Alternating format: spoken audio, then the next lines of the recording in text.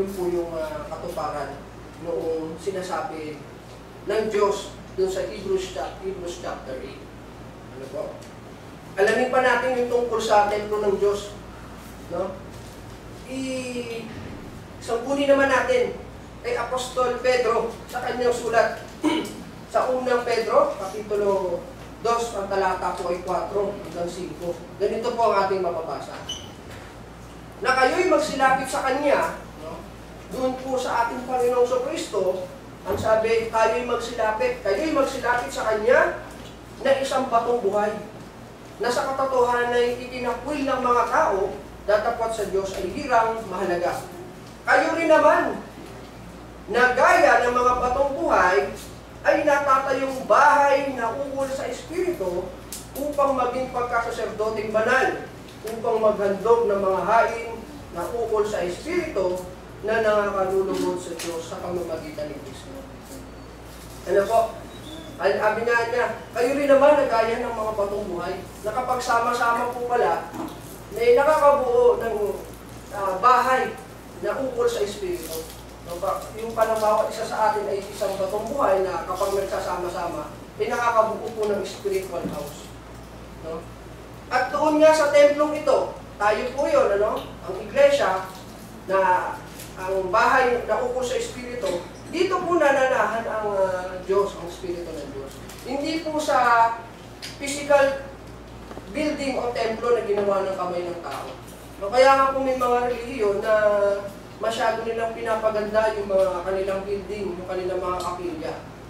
Dahil meron silang mga paniniwala na dito nananahan ang Espiritu ng Diyos. Pero hindi po gano'n ang sinasabi ng mga banal na kasulatan. Kundi nananahan ng Diyos sa kanyang templo. O, ano po ba yung templo? Yun po yung nililinaw natin. Ito po yung natatayong bahay na ukol sa Espiritu. Ito po yung mga batong buhay na bawat isa sa atin na kapag sama-sama ay natatayong bahay na ukol sa Espiritu. At hindi lamang po yun, tayo, bawat isa po sa atin ay royal priest.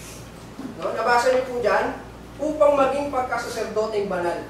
No? Kung paano yung mga sinauna, nung unang panahon, nung lumang tipan, may mga saserdoteng nag-aalay ng hain para sa kanilang mga kasalanan, sa kanilang pagsamba. Tayo rin naman, naghahain tayo. No? Nabasa niyo po dyan, upang maghandog ng mga hain na ukol sa Espiritu, at dito, nalulugod ang Diyos sa pamamagitan ni Kristo. Nais ko pong basahin sa inyo yung binabanggit dyan na ating hain spiritual. Ano po? Na mababasa natin sa Romans chapter 12. Alam ko po, siguro pamilyar na po kayo dito. No? Romans chapter 12, verse 1. Kaya nga mga kapatid, ipinamamanig ko sa inyo, alang-alang sa mga kahabagan ng Diyos, na inyong iharap ang inyong mga katawan na isang haing buhay, banal at kaaya-aya sa Diyos na siya ninyong katampatang pagsamba. Ano po? Meron din po tayong ginagawang paghahain at paghahandog. Ito nga lang po ay ukol sa Espiritu. Yun po ang ating mga sariling katawang bilang haing buhay, banal at kaaya-aya sa harapan ng ating Panginoon Diyos. Na siya nating katampatang pagsamba. Ano po? Isa pa po, bigyan pa natin ng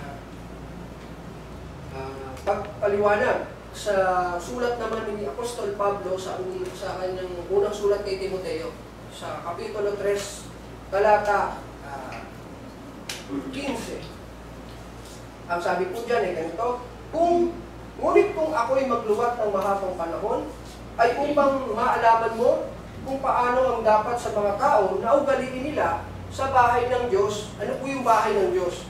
Na siyang iglesia ng Diyos na buhay at haligi at suhay ng katotohanan. Di ba po? Nilinaw na po talaga dyan. Kung ano po yung templo, ano yung bahay ng Diyos, walang iba kundi yung iglesia. Ito po yung bayan ng Diyos na kanyang tinutukoy. Yung iglesia. Na siyang bahay at templo ng Diyos na buhay. So, yan po yung paglilinaw ng pag-aaral dito. Na siya'y magiging ating Diyos at sila'y magiging aking bayan. Sabi ng ating Diyos na pinaglilingkuran. So, tuloy po natin sa verse 11. Alamin naman natin ano po yung katuparan ng mga salitang itong ating mababasa.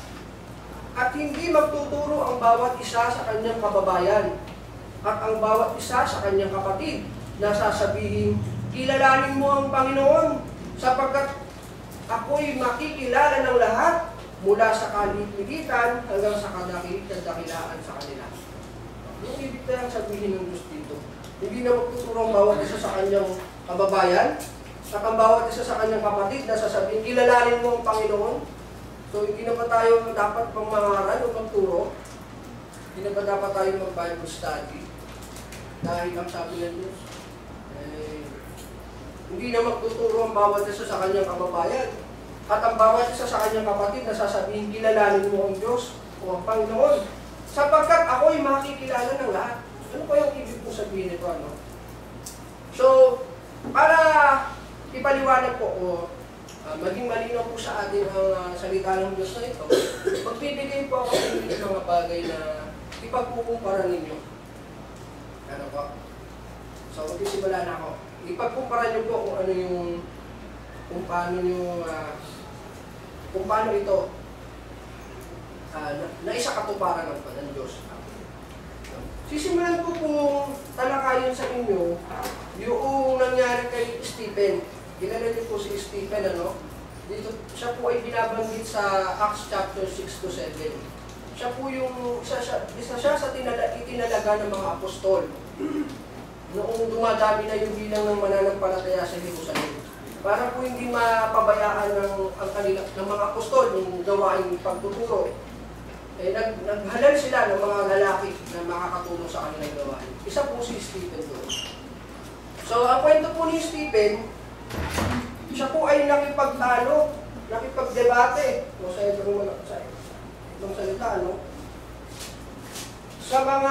Sa sinagoga, no? Ang mababasa po natin doon, siya ay natapat nagsitindig ang ilan sa sinagoga, na tinatawag na sinagoga ng mga Libertino at ng mga Sireneo at ng mga Alejandrino at ng mga taga-Sicilia at taga-Asia na nakakipagtalo kay Esteban. So yun po yung nangyari, nakikipagtalo si Esteban, hindi siya natalo ng kanyang mga kalaban sapagkat siya kuskus ng Espiritu. Gusto ko pong banggitin sa inyo yung kanyang naging depensa. Kasi ang nangyari po dyan, so hindi siya matalo, ang ginawa ng mga tao,